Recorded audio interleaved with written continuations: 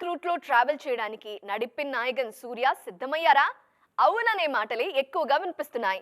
వీరిద్దరి కెరీర్ ని జాగ్రత్తగా గమనిస్తే ఓ పోలిక స్పష్టంగా కనిపిస్తుందంటున్నారు క్రిటిక్స్. ఇంతకీ ఏంటా కామన్ పాయింట్? దేవర సినిమాకు నార్త్ లో ఎలాంటి రిసెప్షన్ ఉంటుందని ఆసక్తిగా గమనించిన వారంతా ఇప్పుడు ఫుల్ ఖుషి. నార్త్ జనాలు యమగా ఆదరిస్తున్నారు దేవరను.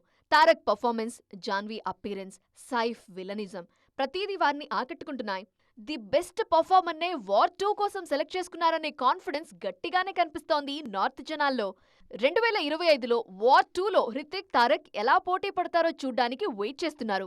నార్త్ లో విలన్ గా తారక్ స్ట్రాంగ్ అవుతున్న ఈ టైంలో సౌత్ నుంచి మరో హీరో పేరు అక్కడ విలన్ గా వినిపిస్తోంది. ధూమ్ 4లో రణ్బీర్ కపూర్ కి విలన్ గా సూర్యన్ అనుకుంటున్నారు. నవంబర్లో కంగువతో మెప్పించడానికి రెడీ అవుతున్నారు సూర్య.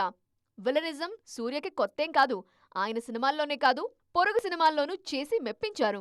ఆ మధ్య ఆయన చేసిన రోలెక్స్ క్యారెక్టర్ ని జనాలంత తేలిగ్గా మర్చిపోలేరు. అందుకే నార్త్ లో రణ్బీర్ కి సూర్య విలన్ అవుతారనే వార్త ఇన్స్టెంట్ గా వైరల్ అవుతోంది.